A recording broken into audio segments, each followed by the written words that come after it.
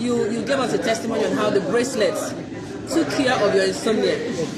So my question is like, this is 3 years after, how has it been with the sleeping issue?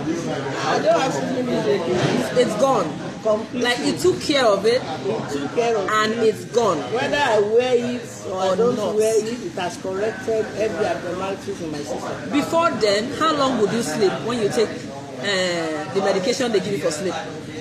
2 hours. 2 hours only. And the medication, they told me I must not be taking it every time so that my body will not get used to it.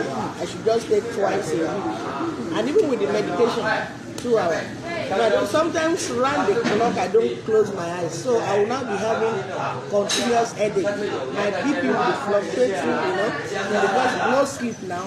Every time headache and everything. So there was this, but I've gone everywhere. Yeah. Taking lots of